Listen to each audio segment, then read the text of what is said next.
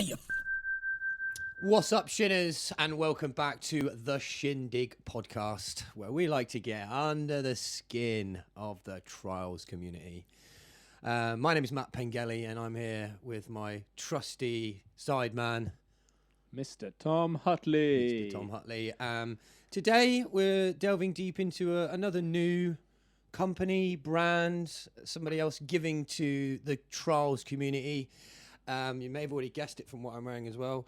This week's all about FXN with Mr. Shaun Goddard. Hello, mate. Hi, how's it going? Good. Yeah, we're good. Not bad. Glad to have you on. Yeah, mate. Good to get you on and get you chatting away officially, rather than lots of people sort of know his name. Yeah, no one actually knows who you are. But no one actually knows who you are. No, everyone knows who I am. You're fresh out of school, right? You left school. Yeah, I am. Yeah. So, fresh listeners, lots of people will have no idea. Shaun Goddard is the man behind there's a new app, a new store online, new team riders behind FXN.Global. Is that right, Shaun? Yeah. Yeah. And even, last year we saw that, FXN was kind of responsible for like the bookings of, events and competitions that happened in trials as well, right? Yeah. So last year I noticed that I didn't know how to go to any competitions. I didn't know where to find any info and so on. It's classic Facebook, everything's split all over the place. Yeah. So I went to the UK Trial Federation AGM, which anyone's welcome to go to. But I went to that and sort of expressed that no one knows where they are, how to get to them, where to buy the tickets, if you need an ACU license, etc. So after a meeting in Manchester for about 5 hours or so, we got to the bottom of it and said, look, I'll sell the tickets to the competitions through FXN. I'll promote them. Yep. I did that. I didn't take any cut on that or anything. I just wanted to say, just get it done, get people going. Also trying like the positive scoring method, which I don't know if you're familiar with. It just means that if you don't get out of a section, you don't automatically get punished with a 5 or maximum points. Yeah. So yeah, that's all that was. It was just to try and get that out there and get people like yourselves who weren't regularly going to competitions. Well, you also need like licenses and so forth. Yeah, because it's a bit of a hurdle. Years ago. I mean, even something as humble as the Essex Bike Trials, for instance, that was quite a small group. You had to post off a form, you had to go get an ACU license, you had to pay an annual membership for them, and you had to abide by that before you can then go back to the Essex Bike Trial. And it was all posting forms back and forth. So I think what you've done is definitely, I don't know what the current system is, and I'm sure a lot of people that ride at a world level kind of have that all kind of managed for them. But for us, the kind of mere mortals, the people that just want to go and have a fun day at a competition, you've definitely taken a few of the hurdles out of it, I imagine.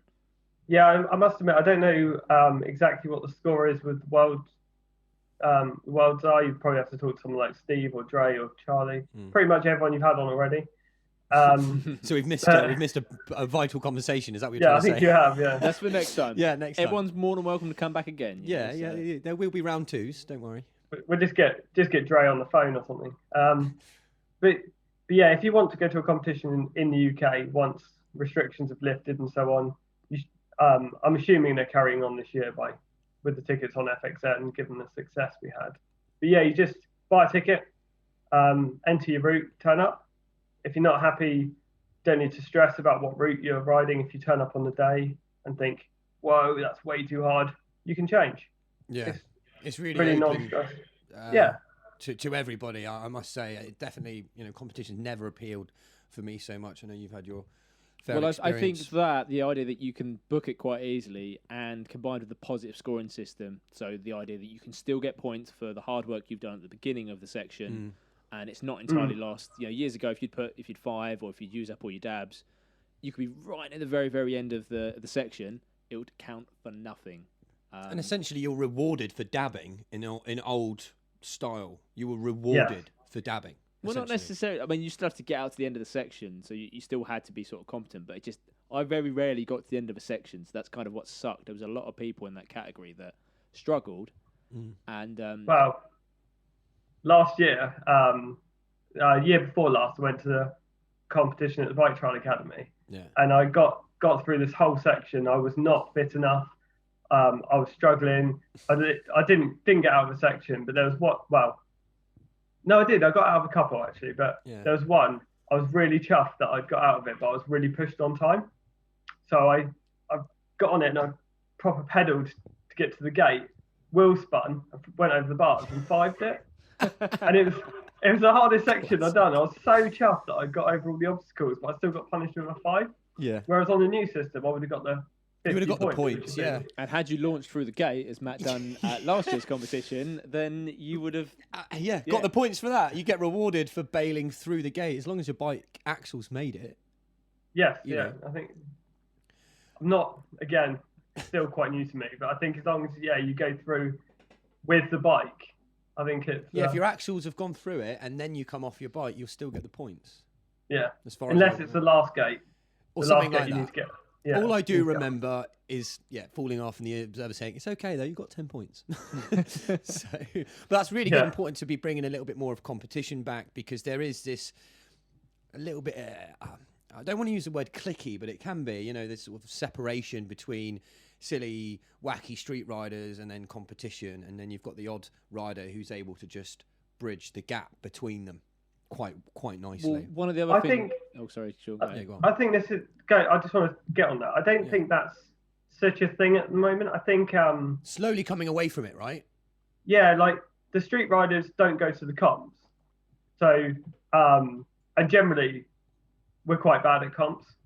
Like, we can ride... The size of the obstacles we can get up compared to the routes we can ride isn't great. So I think we turn up and struggle a bit with kids like, I don't know, Eddie Waitman, for example. Just sponsored him recently. He's 11 and he absolutely annihilated me at both comps last year.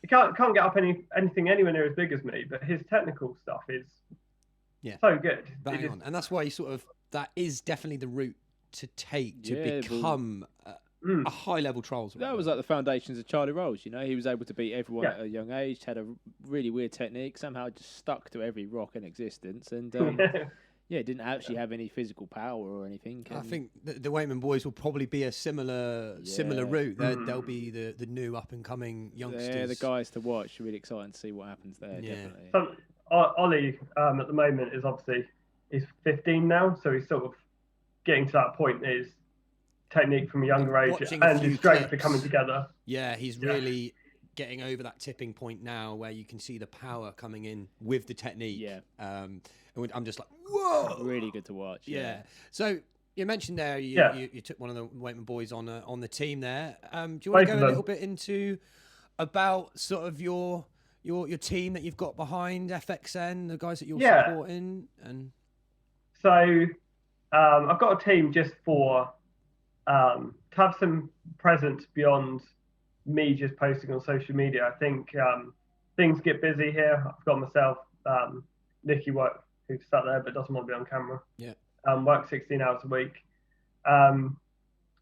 When things get busy here, social media is probably the first thing to go. So having a team, having people that are constantly putting out media sort of maintains that presence. Yeah. I've tried to get people who are not necessarily the best riders, but the people that are good riders who are supportive, friendly, approachable. So I've got people like Ryan, Malcolm, McCollum, Brian. Irish second name, I think. Yeah. James Bragg, Luke Walder, Ozzy, Iwan Osborne. Iwan. I should probably know their names, shouldn't I? Love that. I mean, I'm just as bad sometimes. You've only got to type them up whenever they release something. It's quite a nice broad. So in terms of coverage, you've got guys down in sort of I've just got lost track of where I am, like Southampton way and sort of the south. Iwan's over in the board into Wee. Yeah, so you got Ozzy and Andrew McCabe are both from South Wales. Yeah. You've got Ryan's from Bristol. Bragg's down at Cornwall. I've got Luke Walder as well. I think he's and he's just down the road. He's in Portsmouth. So he's a secret powerhouse, isn't he, Luke Walder? He's just... Yeah. He's a bit dark horse, isn't he? He's been around forever. said a dark horse, I Yeah. believe. He is, yes. He sort of doesn't ride, like, if he's not got his head in it, he doesn't ride much. And then all of a sudden he's just like, bang, like riding huge. And he just like sticks a huge gap to front or something out of nowhere. And he's just like, just very proper much casually, like under the the bike radar. doesn't say it either. You see his bike, you think, and then like, wow, like where did that come from? Yeah. But that's quite nice because it's those types of riders. You said some of the names that you've brought out there have been riding for a very long time and have probably never really had the support of something like that. So I think it works in both ways. It works in both favours, and they enjoy being part of a group and some official name. And of course, you want to spread the word and give them someone they can go to for whatever it might be, even if it's not parts. It's just like, hey, we're going for a ride. Can you speak to the riders? Well, I think so it really embodies what FXN is, and because obviously it's also on the app and online as a spot map. Yes. That's one of the other core features you've got, where you go on there, you plug in your spots of where to ride and put some photos up and some information. But being able to link all these competitions and stuff, and then the support for the riders, it definitely has more of that community kind of feel to it, which I think Trials have been crying out for some years after Trials Forum. Now that became less of a thing. I think you're definitely filling a gap there. Yeah, it's nice to everyone's playing their part within our industry, doing that a little bit more to get the buzz going, to get people inspired. Tom mentioned a little bit about the application, so people might not know this, but that was the kind of the roots. Could you maybe go into that a little bit, Shaun, and explain how it started? You did start as an app for spots originally, right? So initially, I didn't want to sell bikes. I didn't want to get into selling bikes and parts. The idea was work, just mate. it is. So initially, it was going to be just the app, and I was working as a nuclear design engineer when I started. I had some disposable cash, and I was paying the development of this app with some help from Elliot Harper. He was doing a lot. He did a lot of it for free. Thank you, Elliot. Thank you. Yeah, thank you. He's and then moving onwards, it started to become. There's obviously this proportional cost. The more users I had, the more hosting I required, and so on. I did look around for sponsorship from various places. No one took me up on it. No one. It's a new thing. It's difficult, I think. Yeah. It is. Yeah. Like I had no metrics, nothing. So it's just like I've got this idea. It's going to be massive. Everyone thinks their idea is going to be massive, but no one listens. So I ended up. The plan was to carry on doing that. Sell a few bits, sell some t-shirts, some merch, that sort of stuff in a little store. And then coronavirus came and it took my job away from me. So I thought, got some money in the bank, let's invest it, let's get some bikes, sell some bikes. And you hit it hard, just for those that didn't know. That's when when was that you went full-time FXN then? May, I think. And that's hard. It's a hard thing to make a living out of the trials industry, regardless of what you're doing, running a shop, you're doing shows, you could be coaching. Not an easy thing to do. You're a self-employed man. Yeah, for anyone though, like when you look at trials parks and stuff like that, it's not like anyone from the outside in. It's not like I'm going to start a trials business and then you're away. I don't think anyone in the world of trials, if you consider like all throughout the years, I don't think anyone in the world of trials has ever. There's probably been good years. Maybe, but then like consistently as an income, stability in that, it's an applaudable thing. Really appreciate anyone who does that. Whether that's starting a brand, whether that's starting frames, parts, whatever. It's so niche. Just making videos for the trials riders too. I've seen there's a lot more buzz now. There's more people making videos again. And there's it's great. And that's all sort of a really big contributing factor to getting us all excited for trials. Really. So going back to it, so the app was then it was sort of we realized so Elliot got to a point where he couldn't continue working on it, and he got it to an amazing point, and it was a very good prototype and so on. So then I had to employ a couple more people as well, so I've got 2 people work part-time on it now, and they just work plodding away, and we've got the new branding, FXN, instead of faction, which was previously when Elliot was involved. And now we're going to try and make it more of a social platform. So it should have the idea being that FXN is going to be your one-stop shop. So if you see someone in the street who says, "Oh, there's trials bikes, I'd like to do that," you can just point them at FXN. It'll have spot map, when rides are, all the social posts, because there is a news feed on there at the moment. Only works for photos, videos are being tested. I don't know how long it takes you to get these out, but maybe that'd be working by the time you publish it. Yeah, I'd say we're probably 2-3 weeks. It should be live by then. Hopefully, when people are listening to this, they can go and check that out. What about how would they get the application on their phone now? Is it on the Android store, on the App Store? What's the best way to get it then? Give us a... So explain this as well. I get asked this a lot. So it's being developed as a web app at the moment. And this is so you don't need to double down on web development or on development. If you are developing for both iOS and Android, you'd be doing the work here, all the time. Yeah, it would be a web app. To some people who don't understand, you'd need two different factories, is what I'm trying to get at. The product's made like that, and that's how the product's made. Similar to my job, you have Android side of things and Apple. Yeah. So we're making it as a web app. So it's essentially a website that you can install on your phone. So you just go onto FXN.Global and then add to home screen, and it'll install like a native app. It's not perfect. We should do a little how-to video, I reckon. Just maybe. A quick. I think that'd be really useful for some, because that's all good. We're with technology, but there is another older generation that definitely are into this idea, and they're kind of like, "Oh, I'm a bit behind. I'd love to look at this spot." Map. This was at the AGM. I had to go around and add it to all of their phones. There was we'll set up a service. Send us your phone, and we'll give you the app.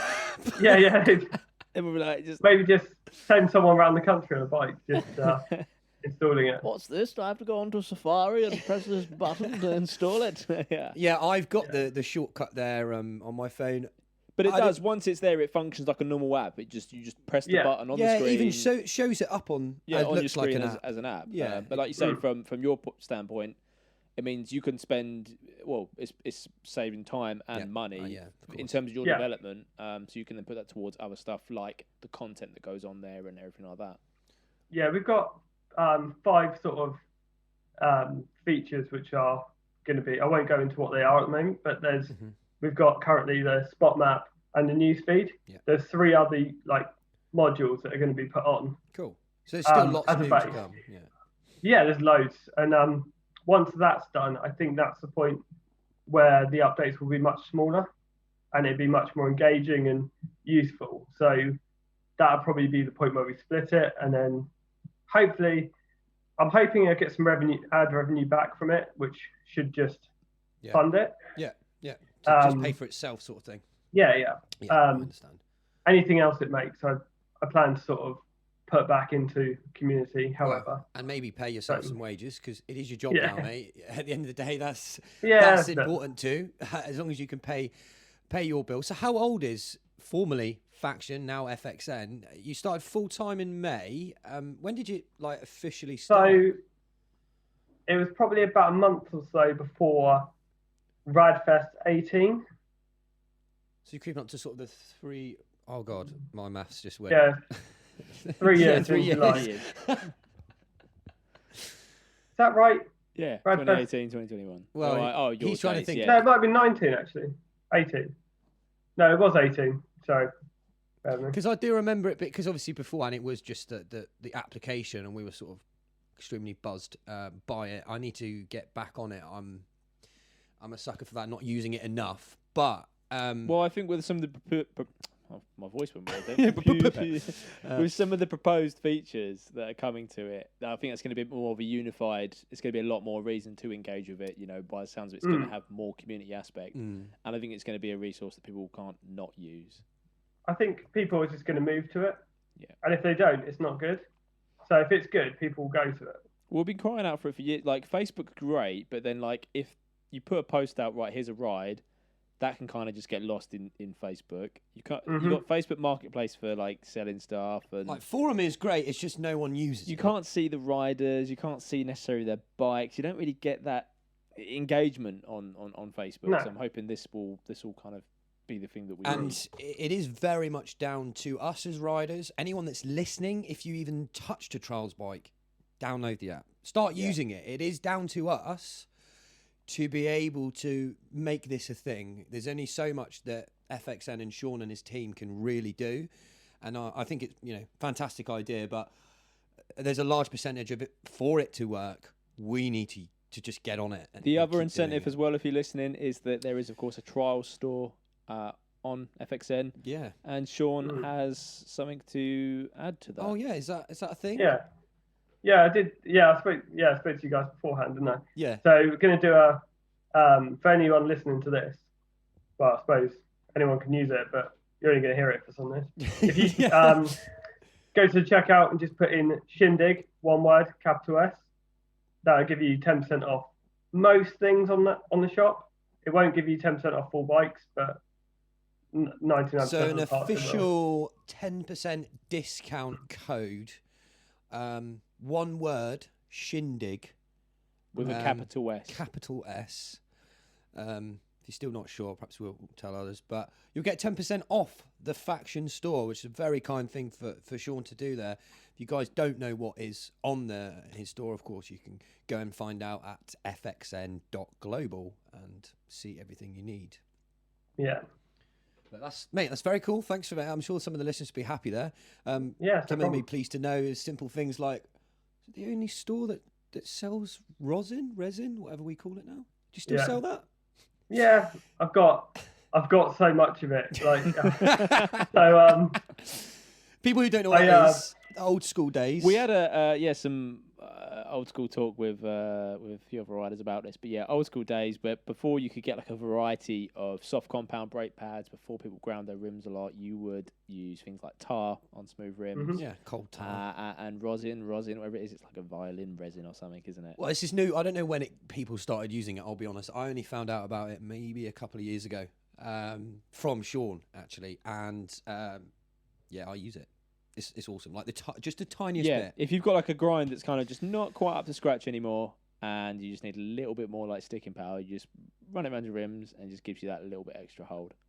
I actually used some for the first time on mine, because since I got a brand new brake, brand new forks, brand new carbon forks, fresh grind, brand new Coos pads on the front of mine, and I only noticed the other day in the Cornwall warehouse, I was trying to do a static hook. And every time I was just going, the brake was slipping.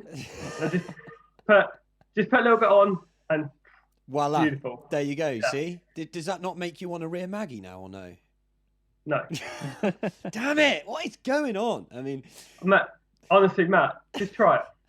Just try it. I know. I was exactly the same. I was like, nah, I'm never going to rear disc. No, I'm going to silence to it. I'm going to bend it. It's not going to work. So to provide some context to this, years ago in trials, it would have been dual Magura. You'd have a rim brake front and rear. Then I think at one point in like the jump biking scene and things like that, there would have been disc brake front, rear Magura. And then throughout kind of trials, I suppose it was either like that, dual Magura, or dual disc. And then probably in the last, we'd say about the 5 years or so, last 4 years maybe or 4 or 5 years.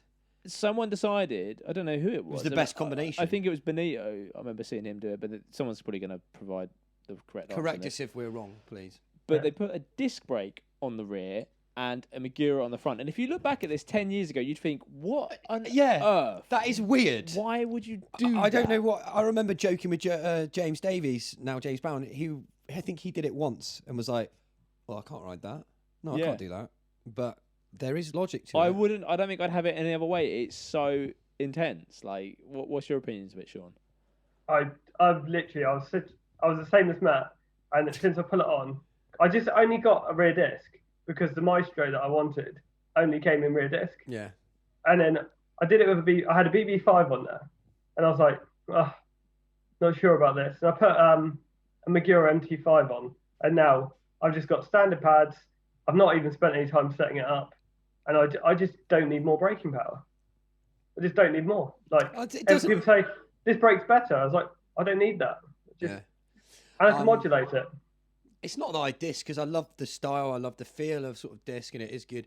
I think there's always just that level that puts me off. I start up to the left. I'm not in any inclined to be buying new discs. Oh yeah, you can get a disc guard. Yeah, but that just means I'm going to bash the fuck out of that. So, and I I'm loud. So's my bike. So, I don't want to be secretly hopping through. Right, here comes Matt. So I can hear him, and if you can't hear my voice, you can hear my brake. So that's what your front brake's for. Well, yeah, but that's not the same. That isn't the same. You're not hopping around, creating that kind of aggressiveness that the Maggies sort of bring to it. I always find that it has that level of like, I want to go. What's the date today? It's the 11th of February, 2021. We'll see how long it takes Matt. He's going to try a rear disc at some point. It won't be long because I am getting a dual disc bike, so I'll have my 20 that's dual We're Maggie. building little street buildy jobbies. Yeah, which also means you might see me doing some decades and foot jams and shit like that. But it's nice to broaden your skills slightly. So we are going to try and get a third trials bike. So you will see me on a disc, but it will be dual with some nice bent back bars.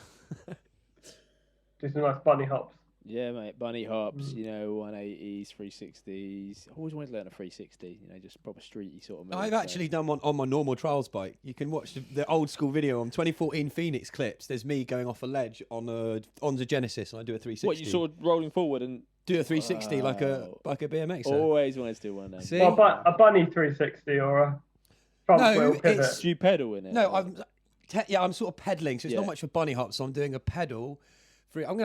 I'll have to find the clip for you boys now. I always wanted to get them, but I can only do the 180s, and I could do them pretty well. Yeah, you sort of spin and then you land back wheel in the very last minute, and then carry on. So. Oh, okay, yeah. I'll try and find that too. So big up. Shaun, we need to find out about you as a rider. When did you start? How did you come in to get involved with this weird sport called trials biking? So, I started with my friend Nathan Newman. He's been sort of dabbling in and out of the sport. He's not hugely loud in the scene, so you may or may not have known him.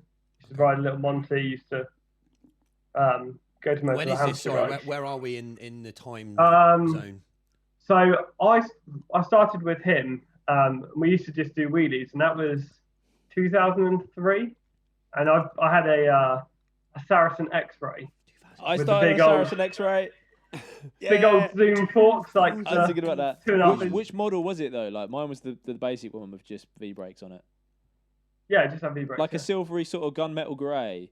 Yeah. I snapped so many rear axles on that, learned how to back up on that. Because my idea, right, I'll tell you what, the reason why I thought it was a trials bike, because I'd see videos or see people about on bikes, whatever, and it was always, if the saddle was lower than the rear wheel, that's this weird. I didn't know what a trials bike was, but I saw that aesthetic, and I thought, that's what I want. I remember seeing on Halfords, this Saracen. I was like, it's still like a normal bike. Like I still better get for my birthday or whatever. Yeah, and it's like that down tube. Get a nice small, I think it was like a 14 or maybe a 17-inch frame. And then, slam the seat. And I'm like, that's nearly like, Yeah, 17-inch frame. That's it, yeah. You didn't have a 17-inch frame. You couldn't fit on that. I did. I used to ride. Have you shrunk as you got older? Are you Benjamin Button? So I then went to a Saracen Mad, and it was it's the first trial bike I ever went on. I didn't own one, but it's the first one I ever went on. Which Mad though was the it? 2.0? The 20-inch or the 26? No, before that, the one before they were doing the 2.0 and the 2.6. The first Mad that had the top tube that went down and then kinked out. It was like. That's what the second one did too. I know exactly. I know what the shape you mean, because mine was like gunmetal grey, the one that I rode, I should say. It was matte black. They did a matte black one and a white one. No, it was I like remember it being grey for me. Oh wow! Okay, yeah. And then I actually went through 7 of those. 7. So I broke. They did a 1-year warranty on it with the bike shop that I was at. Yeah. And I managed to break 6 frames in the 1-year period. What? We used to just go out and do drops. Did you used to ride back then? And we weren't good at doing drops. I used to go out with my friend Dan Walker, and we used to. That was just the thing, compete. You just go out and find the heaviest, gnarliest drop off, and be like, that would be cool. We had this little group, and like my friend Dan and I started sort of first. So we were the better two out of the group. Yeah. And we were so competitive, and the group knew it, and they'd play us off each other, and to get us to do stuff, they'd be like, "Oh, Shaun, Dan did that," and I'm like, "Oh, it's getting done then." And they used to do the same to him apparently. So that works for me when someone says like, "I think he's done that." I'm like, "Oh, for goodness sake!" Biggest key to trials progression is just like, oh. I'm not so bad anymore. It doesn't faze me anymore. I'm just out to like improve on what I'm doing. Yeah. But as a youngster, I would not let Dan have an inch, and he was the same. So we just push and push and push, and it break loads of frames, break loads of bikes. Have to pick up more and more paper rounds to pay for all the bits. But yeah, I eventually after that I went to see Pitbull, long, and that was far too big for me. I just can't. My brain is just racking up the image there. You on a zoo Pitbull. That's just 1090 Pitbull. It was the long one as well. Was you? Were your arms like fully extended to each Yeah, handlebars? Is it like when you get my like stem was like that long. It was like because I just couldn't pick the front up otherwise. The image I've got, right, is a lot of trials bikers would have worked in like bike shops and that. When you get like a kid who's growing into a bike, and you get like the parents like, right, we're gonna get a bike he's gonna grow into, and like the seat's slammed right the way down, and it can only just reach the handlebars. You have to rake the brake levers in a bit so they can reach it. That's the image I've got of you on that zoo Pitbull. Yeah, pretty much. Really, really stretched out. But with the stem on it, with the it was like a downhill stem or something. Like there was only probably 5-6 mil between the bar and the steerer. It was so short. Like literally couldn't be any shorter. Jeez. And I could bunny hop it. It was I could tap it, could ride it right. It's just at the time the era, you just didn't do front wheel moves as much. So why did you go for it? Was that just inspired by Neil Tunnicliffe or whatever at the time? Or? Yeah, absolutely. So I kept breaking frames, doing drop-offs, and I saw videos of Craig Lee Scott and Neil Tunnicliffe doing much bigger stuff and not breaking their frames. So I was like, yes, that. And I rode a 26-inch bike at the time. So yeah, I was gonna say yes that you was on 26, you just kept that progression of 26. Yeah, That's what I know. I don't want to. Yeah, it's true. Really, it's kind of weird. And so what? You're on mod now. When did that happen? When did you change to mod? I actually swapped to a mod in 2006. A friend of mine he said it was a heatsink prototype, but I'm pretty sure it was an Echo Team. And we ended up just doing a swap. He was 6'4", I think, riding a mod, and I was 5'4", riding a stock, and we're like, we should swap bikes. Yeah. Can you imagine seeing them next to each other? Would have been hilarious. I swapped bikes with him, and within an hour, I tried to do a gap off a bench, and I broke my ACL, and was out of the game for 2 years. So wow, it was pretty... like that's a serious yeah. So it was... jump. So, but I came back, and the mod was obviously the right bike size for me. I could move around on the bike. I wasn't stretched out. I could get my weight over the front and over the back much better, and it was just it was obvious. Instantly suited and that. Right, I was just trying to find then because I have this feeling that you're the first person I bought something off Trials Forum like more than 10 years ago. Like I was trying to find a conversation on the forum, I couldn't find it. Well, no, wait. Let's do some independent adjudication here. So, I mean, how much stuff did you used to sell on Trials Forum, Shaun? I don't know if I sold anything. Okay, maybe not. I'm sure. Well, what did you buy then? And we'll see if Shaun sent that. A booster. I'm almost certain the first thing I ever bought was like a little booster off someone. Was it a flawless one? No, mate. It Still wasn't. one. I'm not sure.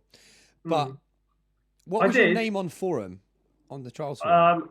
It'd be Shaun at Flawless Bikes, I think. Okay. Actually, I might have had 2 accounts. Might have been Side Up Shaun as well.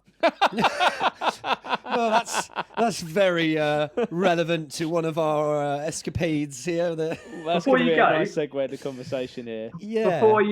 Before we move on from Trials Forum, I thought I'd have a quick look on Trials Forum before we came on this. Good. And good. Yeah. what did you find? I found some of your very helpful advice, Matt. So, Of my comments, are you talking about? yeah, so from Because I Plain just found Smelly, my second Here ever we go. It's a comment. bit of a takeover. We're getting a roast You this gave- time. That is. gave some fantastic advice here. You said to someone, the further you pedal, the further you'll go. Is that it? So, so what I did, I thought you'd like this. I popped it on a t-shirt. Oh my god! I found a picture No. of you from the same. I found a picture of you from the same era, and popped it on a t-shirt for you. Is that my face? Yeah, it's your face. Show that again for the What the viewers. hell? Just that Let's again. just If stand you're watching up. this on the YouTube, stand up, Sean. We'll try to put this on the Instagram. But that's It doesn't look so good in white, I must admit, but the they're available on FXN, and you can have a look on the apparel section. It's on there. My god!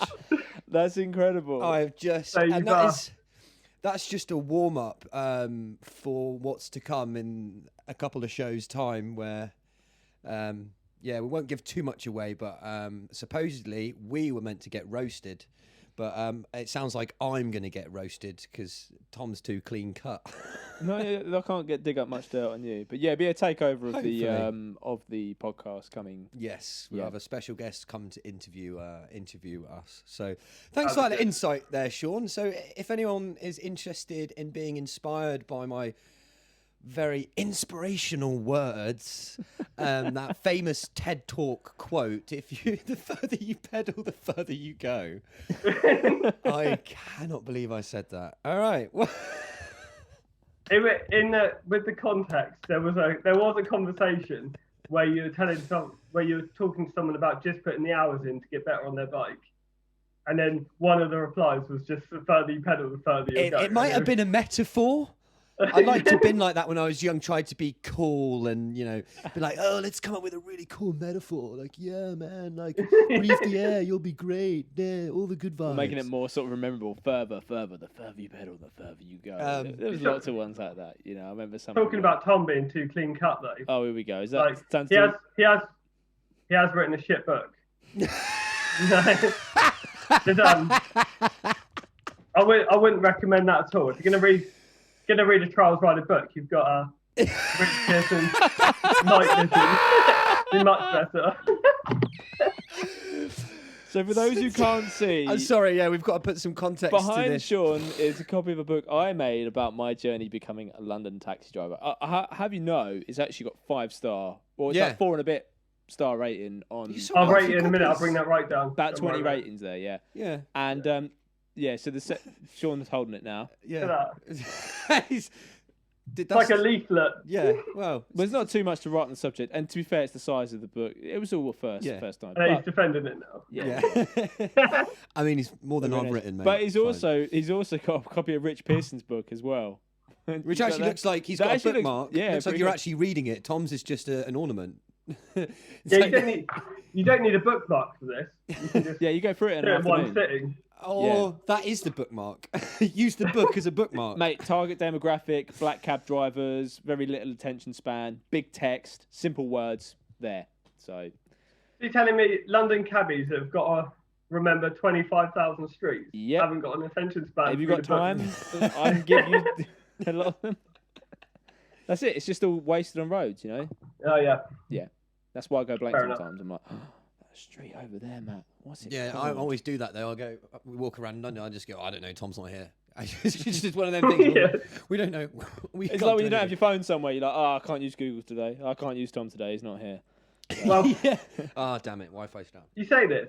Prior to reading that book, I didn't realise quite how extensive the testing is for the knowledge. It's not really that. And I'd expensive. always be trying to catch Tom out, and it's always like, oh, he does actually know stuff. Yeah. And then reading it, it's like they've got to study for years to know literally everything. But Yeah. didn't it come in handy when you got a congestion charging ticket in London? I told Sean, I was like, just park by the London Eye, you'll be fine. He'd be like, nah, this says something about this congestion charging thing. I was like, nah. Yeah, it doesn't come in on weekends. That doesn't come in on weekends. Just go park there. And I'll get like a message from Sean like a week later with like, you owe me 60 quid. And it's like, his fee his car going into a congestion charging zone. They changed. I didn't even realise they changed the rules before I had a chance to. So now I can't even drive my car into the city on a weekend without having to pay. So thank God we've got a taxi driver. But yeah, I got Shaun off that. So he did. So if you want to get out of congestion charges, parking tickets, murders, tons of man. We'll know where to park. Yeah, definitely. Fab. Well, let's find out a bit more about you. Right, we've done a bit about your riding history, but we've got to do the quick fire round. We do this with everyone that gives a good insight into you as a rider and you as your inspirations and what motivates you in the world of trials. So, firstly, let's go with your favourite riding spot. If we could plonk you anywhere in the world, where would you want to go and ride? It's probably Shipley Glen, if I'm honest. Really? Interesting. Yeah. I don't see you as much of a natural rider. It's not. It's like a really good hybrid, though. It's a lot of flat surfaces, flat run-ups, but at rocks. And there's so much there, you can vary the height by very little each time. So you say, oh, look, I can't quite get up this rock. Let's go to that one that's that much smaller over there. There you go, Jack. So got someone to ride with now. Maybe you can maybe you can teach Jack a few things, Shaun. I'll show him how to ride, yeah. He needs some schooling, doesn't he? So interesting that I wouldn't have said that was your favourite spot, mate. I always like to try and guess. I thought you might say Bike Trial Academy. That's probably close second, to be fair. I do enjoy Bike Trial Academy. Yeah, it is pretty epic. Can't wait till we. Quite hard to ride though. Yeah. You can't. I don't know. Depends. Maybe you're challenging yourself too much there. Who knows? Maybe. I like to think that it is when it's that sort of discipline or that difficulty, you're only going to push yourself. There's some places you can just go and you ride, and you can find that you ride well, and you think, yeah, I can do trials. But when I go to Charlie's, I get there and I'm just like, I can't balance on anything. There's like stuff's off camber and wobbly and not square. And that's what happens when Trials Parks gets designed by a trials rider. Yeah. Normally the street's like, where's the squarest, most flattest 90-degree angle? Gonna buy Charlie Rolls a spirit level, I think. So we're at Shipley Glen, your favourite spot. The sun is shining. Who would you be riding with? Who inspires you? Who's got you out to go to Shipley? It would just be my regular crew, to be fair. Yeah, you can call them out, mate. These people inspire you. To be fair, actually, Rob Leach did ask me if I could mention his name in this, so he was famous. So Rob Leach, done. Carry on. Rob Leach, yeah. So you're like Rob Leach, Josh Leach, Luke Walder. Who else in that group? Just that whole group of bum chums. Bum chums is a just some context there. Bum chums is a group of trials riders. We meet every Friday in the basement of a. It's got 50 odd people in it now, I think. Yeah, it's like an FXN dungeon. The bum chum dungeon. Absolutely. Yeah, no, you've got a really nice group of riders there, sort of keeping the communication there. I'm very much watching the comms from a backseat sometimes. You have to in that chat though. So there's so much going on. You're sort of doing that. So you're at Shipley. Yeah, you've got Luke Walder there. Yeah. Rob Leach, Sam Wheeler, Jack will obviously be there because he lives there. You've got all the bum chum crew at Shipley again. What is the nice one move? Sorry, mate. One move. What's it? We should know this answer, but what is the one move that you'll do? See, I know what you're going to think. You're going to say a nice on-off. But, it's called a Goddard. We'll put context again in a second. Yeah. I do love a side up. I've loved the side up for a long time. It was one of my plans to sort of keep up with the other guys was to just sweat one move until I was half decent at it. You do keep up with most of them with the SIDS, mate. Yeah, but that's it, isn't it? So yeah, let's better than it was nothing. called Side Up Shaun on Trials Forum, so you've got to be living up to that name. But I'm really moving to these sort of half crank turn bounce to fronts now. I think this is my move of the year now. Oh, yes. Explain this a little bit more for the listeners. Yeah. So, start wrong foot forward, half crank, stop on back wheel, up, half crank it onto back wheel. Yeah. Yeah, like that. Boing. So half crank to back wheel, and then just a gap. Straight up sort to of it. Up to front. So rather than a static 90. move, you've got a little bit more of momentum of a kind of. I call it a bitch crank. It's just like whoop, boom. Very nice, mate. I quite like doing Frenchies like that. I can't let go of that brake super well. I've been trying. I just can't bring myself to let go of that front brake. Death grip, mate. For those that don't know, death grip is a technique. It's a thing. It's real. It helps. Well, I death grip most of the time anyway. So if anyone doesn't know what death grip is, it's when you're holding your handlebars without your finger on the front brake at all. It's not hovering. It's nothing. It's death grip because you're holding on to the dear life, and so you don't die. Yeah. So many people, Matt included, believe that you go a lot bigger. Like if you're doing a gap, I do. To rear wheel, I do believe that. You just death grip, yeah. Yeah. I death grip. If I'm not going to front wheel, death grip all the time. Oh, but you won't death grip a Frenchie. No. Oh, I'm going to touch the front wheel. No. No, like unless I'm side up into something like tyre width, like less than like 2 inches wide, I'll death grip it. I just probably why Sam Wheeler reckons that's why I'm off so much. But it's because the front brake. So going into that, we the listeners would have heard this. We had Nick Goddard on Saturday and just cleared up that you guys have nothing to do with each other. Yeah, you're not his son. No, but never met him. And never met him? Never actually met him. Oh, no. I think that will change this year. Yeah. But we had to put some context that the name Goddard actually is a term for a move now. So that's pretty. You're famous, mate. So as rightly so, Shaun is well known for his on-off side ops. They used to be socially accepted back in. I don't know if they ever were accepted because it was always even like years ago. It was like, it doesn't count because it's on-off. No, they weren't accepted. There was just loads of Northerners used to just do it. Just because they would reach it, and you'd see, like Lazenby would do it. Even CLS did it now and again. Yeah, you would do the on-off. And again, if you don't know what an on-off is, you go for a side-op. All your bike's up there, but your momentum isn't quite. So you can't quite stay on the wall. And as a result, the only way for your weight to go is to come back off. On-off. It's kind of like... Yeah. So I try and go like, with my bike, sort of lean over. I try and put my wheels on and then lean the bike across. And if I haven't got the momentum, it just goes like... Interesting technique, because I would... that's interesting. Yeah, sort of... I put the wheels on because then you can get really accurate, and then then you put your weight over on it. Yeah, there is some. But yeah, if you can't make the side up, you just on off the shit out of it. Then I go, hey, Goddard. That's why we call it a Goddard, because we switched it around. Instead of calling Shaun Goddard, we call him on off. You go, on off, you're shit. That was I like appreciated that in the video recently, the Bristol video. And we have had some people be like, what the hell is a Goddard? Somebody else used that term that wasn't us. I can't remember what it was. I love that.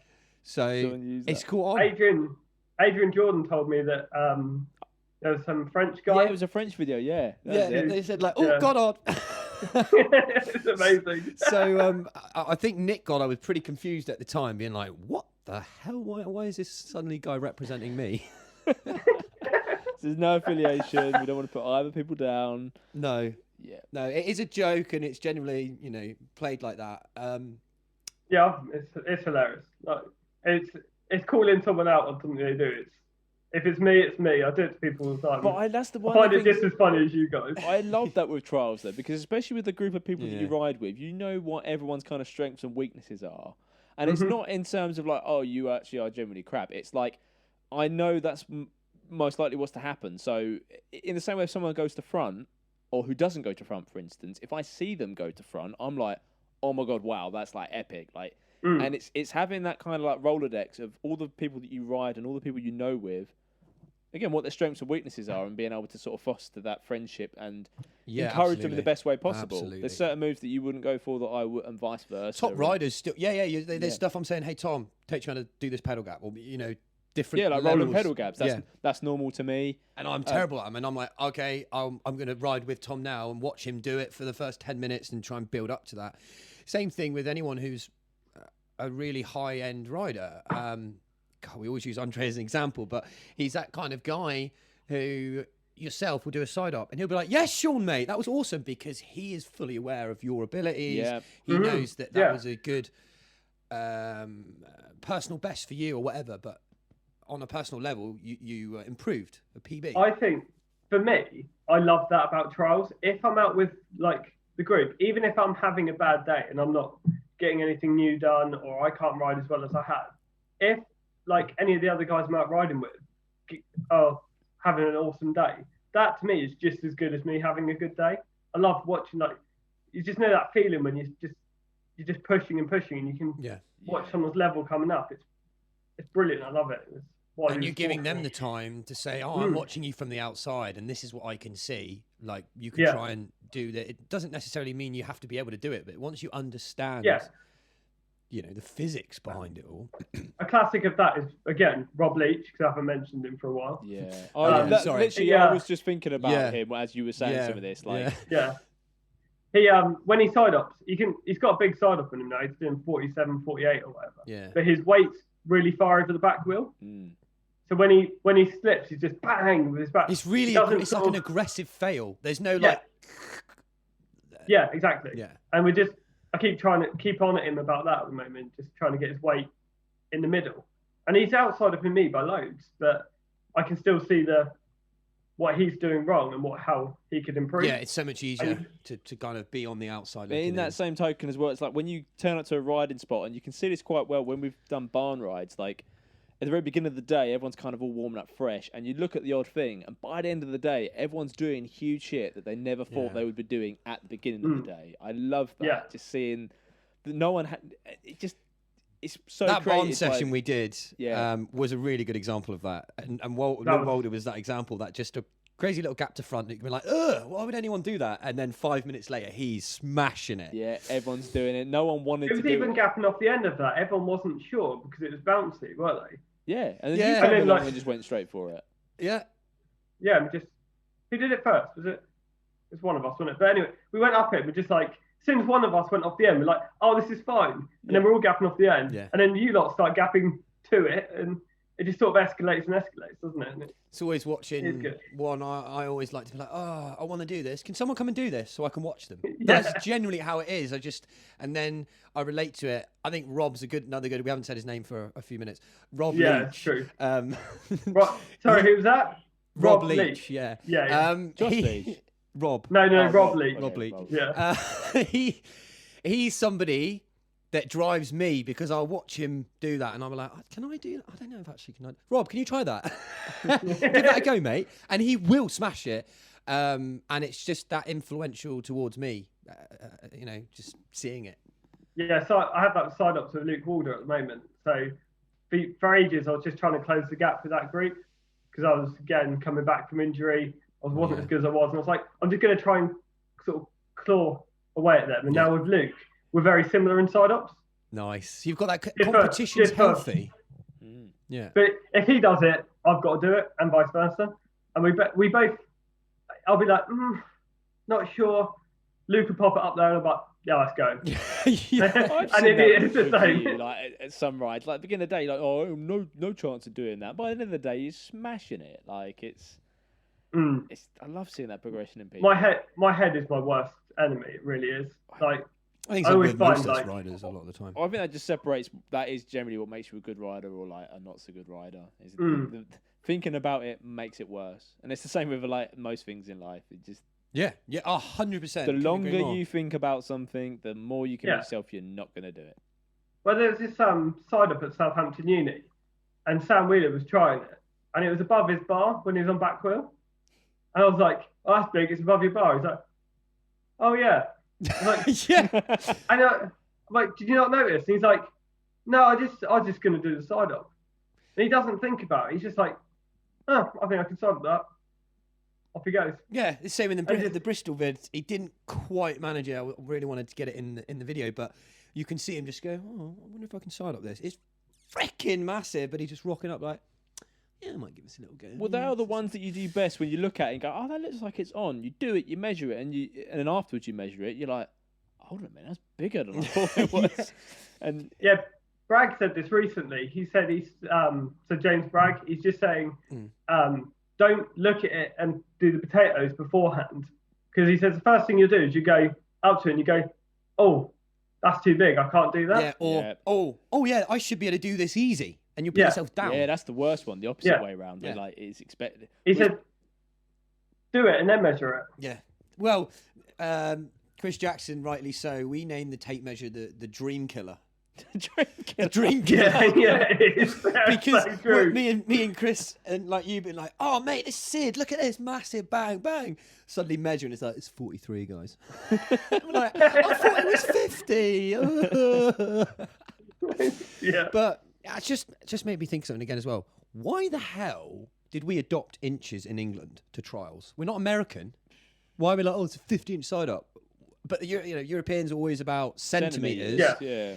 My gauge isn't there with centimeters. It's all in all trials inches. measurements in terms of the bikes are in millimeters and it doesn't take much time to convert, because I did this last year. I started doing both.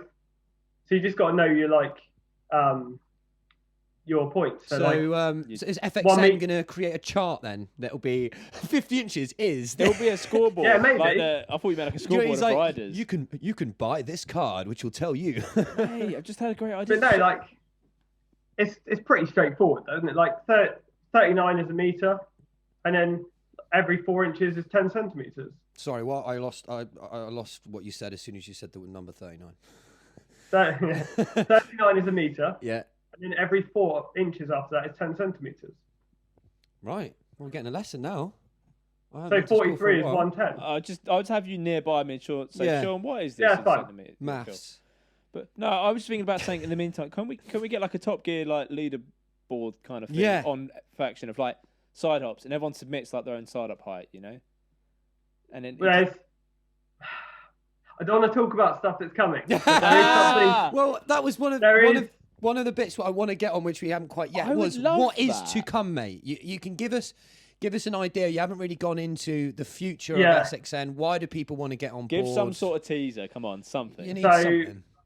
So in testing now, time of recording is video upload. So you'll be able to go on the news feed, put your clips and your photos and stuff on there and comment. In the feed, that is, right? Yeah. So there's a feed. Following that is going to be a feature we had before, which will be events, or we're going to call them sessions. So yeah, love that.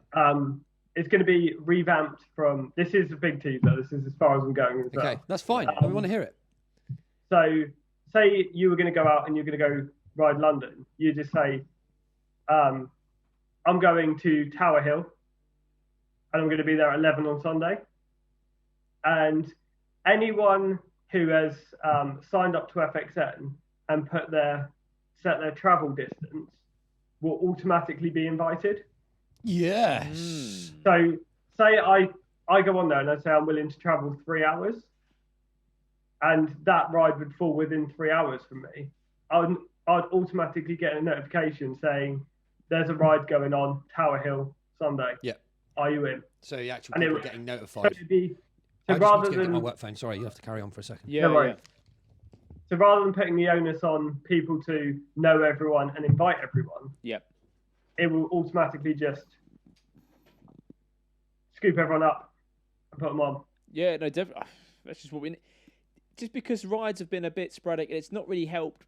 WhatsApp groups and things like that have helped. You know, I'm a member I'm not part of the Bum Chums one, so I only get word of what's in there from Matt, and that's the problem. It's I'll sort that out now. It's sorted. Boom, I'm in. And that's the only thing. It's like if you're not part of these groups, where do people find out about these things? So I definitely get on the faction because that's what it's about. FXN, and it's good to see you're doing different things, so it makes it applicable to the person whether they want to go down the road or whether they want to go the other side of the country. Well, that's it. It's going to be there'll be a number of features, and we'll add like filterables from that. So it'd be like if it's a street ride, like a 24-inch street ride, or if it's a TGS ride, or you're going to go for a compy thing, or you're going to, and yeah, we're gonna add a number of extra things on there, like, and you'll be able to set private ones as well. So you'll be able to say, Nah, I'm that should be going here. banned. It's not allowed. Everyone has to be public. Share the gospel of trials. There you go, mate. Sorted. Cheers, man. Member 52 in Bum Chums. Boom, boom, boom. The 52nd. Love that. Yeah. We have another big question that we always ask on the podcast. We try and ask it all the time. Don't always get it done. But it's the name of this podcast, The Shindig. Shaun. Yeah. I generally don't get bad ones. I know you're gonna hate this. You have jinxed yourself now. Come on. I know. I did get one in Portsmouth a couple of weeks back, and I was wearing Jitsi shin guards, and it would, if I wasn't, it would have been horrific because I got a decent shindig through my pad. I forgot about that. You wear those Jitsi shin guards, don't Mm. you? Oh, that's like. How do we even let you on the podcast? That should have been a I know. pre-screening question. Do you wear shin guards? Right, okay, well, off you go then. Like, To be fair, it does still hurt, but it just stops you getting sliced. yeah, So it just means like no trip to A&E or no stitches. it's true. They just look a bit, and they slip down, and I just don't get that, man. It's Mine don't ever move. well, you must I have. don't even notice I'm wearing them You either. must have bigger calves than me. Maybe that's the case. Don't know about that. I don't have bigger calves than anyone. What's your footwear then? Footwear, Yeah. Vans. See, I don't get anyone rides in Vans and all those sort of skate style shoes. Like, No, it's not. It's like the thin one, though, isn't it? Like gotcha, it's like yeah. Van Plimsoll. See, I've got to confess, my very worst shindig happened last year in 2020, right? And it was immediately after I changed to 5'10 Adidas's.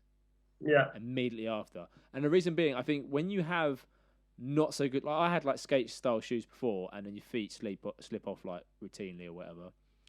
But the 5'10s, I found that because the grip was so good, it's like you go for a gap or something, and it's like grip, grip, grip, grip, grip, grip, grip, and then the very last minute it just goes slip, and then the impact is so much worse. That's what I did, and it hit my shin, hit my knee, and then hit my thigh. Oh, I proper leg went through, and I was stretched out on the gap. The pedals are vertical, and so yeah. So despite the fact, are you going to carry on wearing your bitch pads or? yeah, of course, yeah. Oh, okay, cool. Yeah. Well, that's I not. think. See, here you go. For David Johnson, I appreciate this. He's always saying that he thinks riders should be wearing the protection, like the helmets and the shin pads. I get the helmets. Yeah. Because there's a very consequential idea of death, Yeah, of course. Like this. I smashed the helmet on my head. And to be fair, any pain like here upwards generally sucks. You've only got to have a toothache, and it's like, oh, kill me now. Like down here, I can sort of deal with. Like, but yeah, absolutely. Oh wow, yeah. Yeah, he's I think he's David was. I was talking to him the other day about it, when he's got a load of young riders that won't wear shin pads because Charlie doesn't wear shin pads, and he's always enforcing it with the younger lads, saying, look, when you're older, you can make the choice. But yeah, no. I do get it from that perspective, I suppose. Especially if you are if you're learning, definitely. If you've come from the point of never having ridden trials before, you get on these big, massive, scary pedals that are gonna, they do some serious damage if you're used to it and not used to it rather. Well, if you're 6 years old, starting trials, you've been doing it a week, and then you get a shindig like, say, James did at Rad. Ooh. Yeah. And parents aren't going to be happy about that. Kids aren't going to come back to the sport. See, the hilarious thing, right, is that when I done that massive shindig last year, I done it consequently. I done it so I'd done it once, then the week after, split it open again, and then a couple of weeks after that, I was doing box jumps on pallets in the garden, and sliced it as a gnarly photo of it. Yeah, I haven't mentioned it yet, but this is kind of my shindig omission before it comes out on the podcast. But it was actually the first time that my girlfriend had actually seen a shindig happen, and it was the first time she ever saw me ride in person. And so it's just this image of okay, that's just the sport where you smash up your shins, and it's kind of definitely from a parent perspective, from a stranger perspective, it's well, that's not a fun sport if you smash up your shins. Yeah, I look like the smart guy. You look like, you're such a bitch wearing pads, but to the uninitiated, they're all saying, Yeah, that's smart.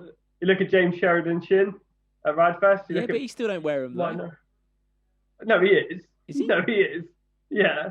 He was saying to me, like, I've got to. He's like, he did two in a row, didn't he? Oh, but then that probably means you're less likely to get them. That's what I'm thinking. I've had my quota of Shindigs. Never had a bad one like that bad. You're jinxing yourself now. Yeah. Oh, God. I'm just making the hairs stand up on my arms. Wow.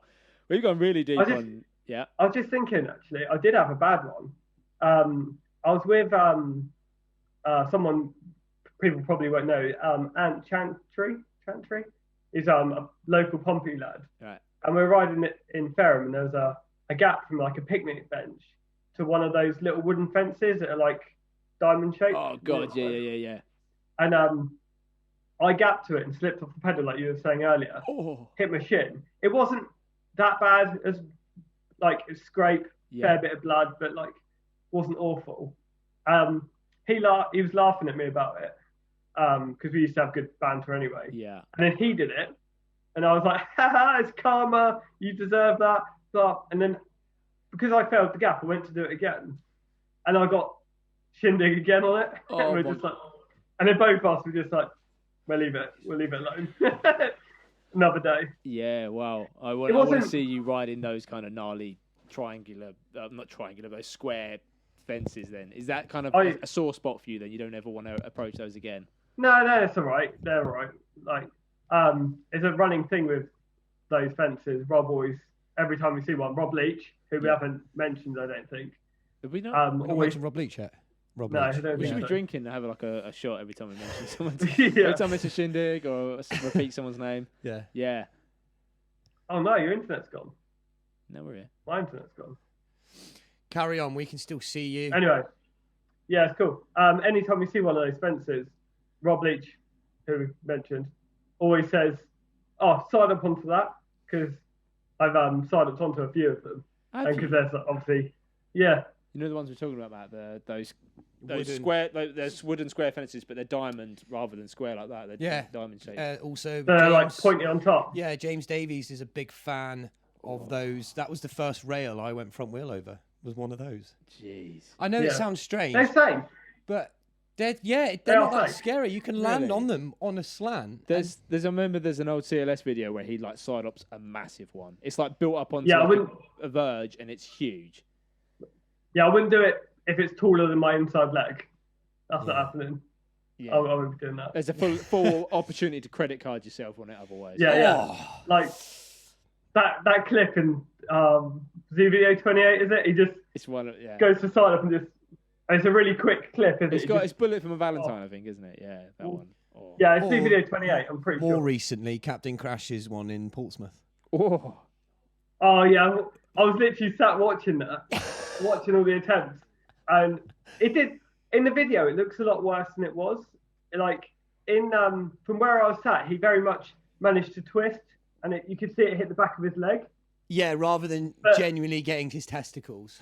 Yeah, in the video, it did look awful though. It looked like it properly got it. Yeah, no, he looked like he hit it pretty hard. Like that was the end of mini Rogers and mini Captain Crashes, but completely living up to his name. Respect for that. They're still going for it to the point where you crash. I think that's kind of my New Year's resolution is to crash a bit more because that just means that you're trying. Yeah, right? or maybe not. That's not your goal. It's more. It's not my goal, but I want to try a bit more, which means the outcome of that. Maybe that you fall off more. Yes, I get it. Because otherwise, I'll just go. Hang on. I did actually write that down. I did write that down as crash more. Yeah, see, when you'd be like, or just that little bit try harder. Because I'm certainly crashing more than I've done previously, but I'm getting. Steve said this to me. When you get confident at crashing, it sounds strange. It just has this element of, well, I'm not going to die. Yeah. Like. Yeah. Well, it's no different from skateboarders. When they crash, they do like a roly-poly down like the road, so they don't just abruptly stop. Skateboarders are so good at bailing because they just keep their momentum going, so they don't really physically hurt themselves, and they can do that again and again and again. We just don't necessarily have momentum to assist us. So maybe run away from the bikes. You see that a lot, don't you? I think I commented something similar recently when we're all rinsing Steve about crashing, and I did say, like all jokes aside, I am slightly envious of how close to his limit he can ride. Yes. So he's always on the wire, and that's why he's been in a World Cup semi or whatever. Because he can ride. He's a doer. He's a trier. Obviously, try hard. I don't think we've mentioned Rob Leach either. He's quite a. Have we mentioned him yet? Yeah, he's quite a good rider. I think it might be a good time to mention him now. Yeah. He's another one of those who's like, there's a gap, and he'll go, let's see how far I go. Like, he'll just send it as far as he could possibly go. Whereas I'll just go, that's too far for me. I don't even attempt it. But even if he knows it might be, he's like, well, I'll just see. If you want to see some examples like the Rob Leach in the Bristol video and the Bike Trial Academy video as well. Yeah, he is now officially a meme. I need to get that meme out. Yes. It's just so that needs to become more of a thing. I think we're in good time right now. I want to make sure we've done the quickfire, the Shindig. Yeah, we know a bit more about Shaun, what he does. Yeah, he's man not just a pretty face. Behind. He is doing big things for trials. Shaun, what's the a message you would want to get out for trials riders, just to round this off nice and neatly? I think other than the biggest thing, the biggest thing I keep seeing at the moment is people saying that they're too old. Yeah. And they can't do it. And I think a lot of them just need to get out. Like, if you have time off the bike, it feels like you're too old. It feels hard. Like, you get out, the bike feels heavy, you're not as good as you were. The next day, you feel like you're dying. But you just need to sort of push through that and get that more. every Sunday morning, don't we? Could you give? Could you tell the audience how old you are, just in case anyone doesn't know? Just because I think that might be a bit of a source of inspiration. What's that? How old are you? How old are you, Shaun? I am 31 at the moment. I'm going to be 32 next Wednesday. Oh, happy birthday for then. So by the time this is out, you'll be 32. Yeah, I'm 32. But yeah, I completely agree with that, because it's like anything. Like, if you went and started going to the gym and lifting weights, like, you're going to hurt the next day. And it's only through like repetition. Last year, I've seen some of my best sort of improvements on a trials bike, because physically riding more often, and that's it. If you do anything more often, you gradually get better. Like, it's just inevitable. And we just started living and breathing more of trials. The fact that we live in the same house, and I realised, why have I not lived with a trials rider sooner? Yeah. Yeah. Any positive action you want to enforce, just surround your life with it, I suppose. Well, that's it. That's exactly it. My lodger's a trials rider. There you Really go. He hasn't got a bike at the moment, but he's don't need to have a bike to be a rider, really. In that mentality, and there's people still calling Ryan Crisp out right now. No trials bike, very much still trials in his blood, and we'll see him again. There's no way. Where is Ryan Crisp? I haven't seen him for ages. Oh, he sold his bike now, and supposedly put a post up saying that it's the first time I've not had a bike in all that long. I mean, I would never give up what you're good at. Stick to what you're good at, unless he's excelling in in other things. But he was such a superior rider to me. It's I don't think he'll. He's never not a trials rider. Yeah, he's definitely filled his years of quota of trials riding. Like, easily. Like, it gives you a good mentality for life as well. You get that because trials is so hard, and you've got to commit so much time to it. I think that it gives you a good stead for anything in life. Like, I'm not looking at FXN and going, oh, God, I've got all these brands. Why am I not a massive shop? Why aren't I driving a sports car, etc.? Like, why am I not as big as Chain Reaction Cycles? You understand that there's a grind, and you've got to put the hours in, and you do things for the deferred gratification. So you look at, and I think as a child, I wouldn't be the same person I am today had I not had trials in my life. I think it would have been absolutely 100%.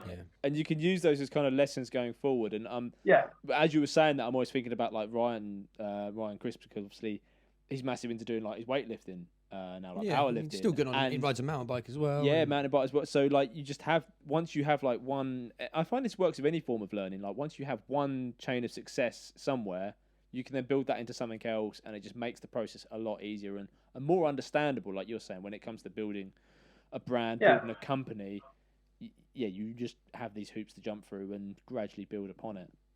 Yeah, I feel like it's just set me in very good stead for life. Like, when I'm out riding my bike, every time I do any move, I always think about, oh, how did that go?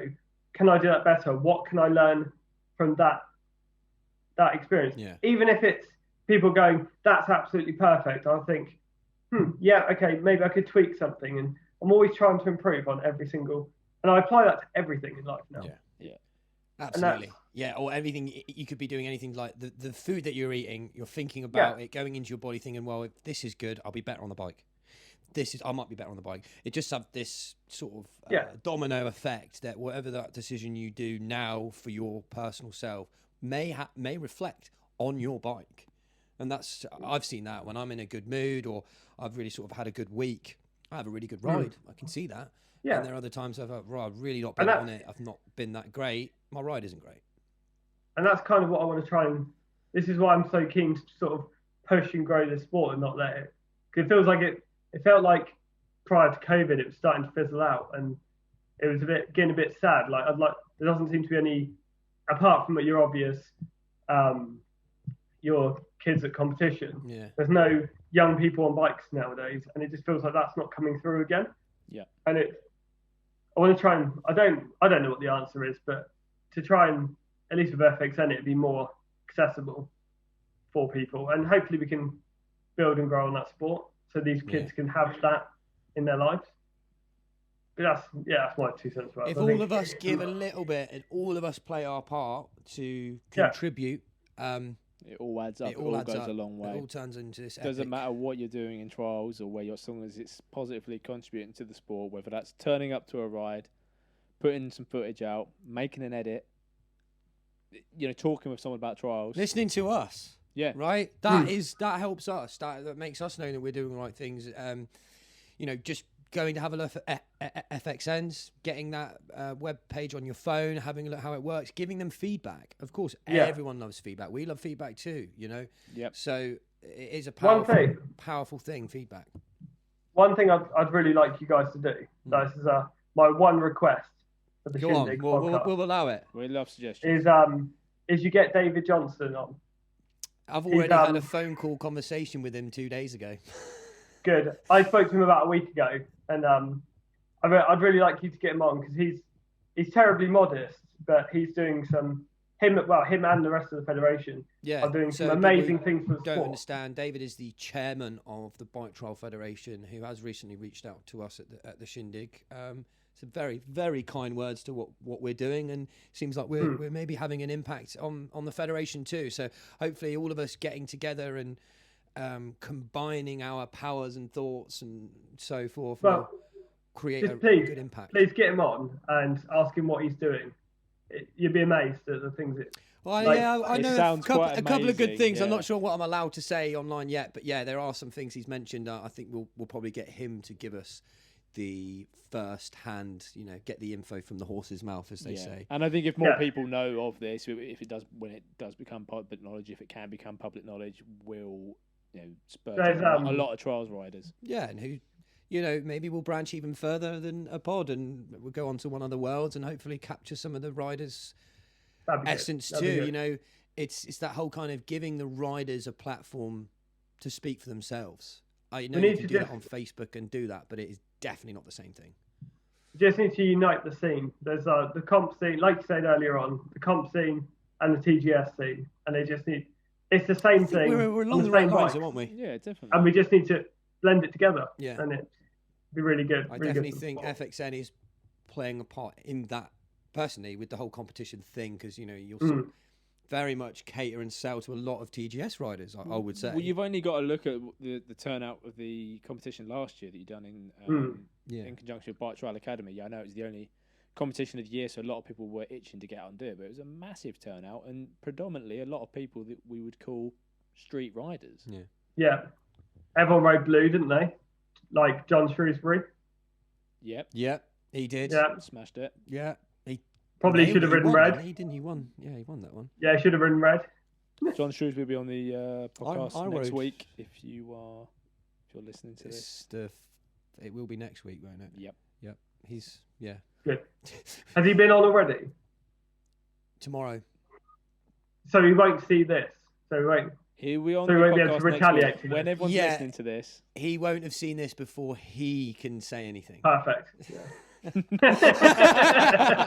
So it does happen, but I think yeah, man, I think we've covered a real nice area there of discussion. There is one final question.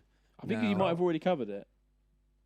Oh, he did. Who do you want to see on the show? And he said David. David. Yeah, David. That's your vote. Yeah, That's your what we're going vote. for. Yeah, just please Cool. get David on. He'd Cool. be fantastic. Yeah, another vote for that one. That's good to hear, mate. So, where can we find you, Shaun? Where are you? You on Instagram? Yeah, Instagram, Facebook. Cool. If you FXN. find Rob Leach, FXN. you can probably find Who? Shaun through. Who? Rob Leach? Yeah. Have we mentioned That was him? his name, wasn't it? Yeah. Rob Leach, yeah. Yeah, Rob Leach. Rob Leach, Yeah. okay. Um, And you can find Shaun through him. you can yeah. find Shaun through Rob Leach. You can type in Rob Leach 1. Is that right? No. Should we have a look? um, I've just got a missed call from Rob Leach. FXN, you can head straight to their site FXN. right now. Global. FXN.Global. Get it on your phone. Use it as the Rob app. Leach 92. That's it. Josh Leach. I think Rob we're supposed to Leach. mention him on the podcast or something like that. So, yes, mate, it's been an absolute pleasure to Yeah, it's been good fun. Thank you, chin Shaun. wag along with you, sir. I'm sure I did have a good joke for you guys, which I didn't get to do. Have you forgotten it? There's still Come time. on. No, I just did. There wasn't an opportunity for it, so I was going to tell you about. I'll show you. Yeah, Well, it's got to be now. It's yeah. got to be now. I mean, we don't. come And on. if it's no good, we'll just end the call. Yeah, That'll just be the end I of the was good. episode. hang up. I was going to talk about the work I was doing today and just be like, I was labelling up these boxes, Oh, right? And then I was going to go, T&M Blacks. yeah. I've got some Coos pads. Yes. And then I've got a couple of other boxes.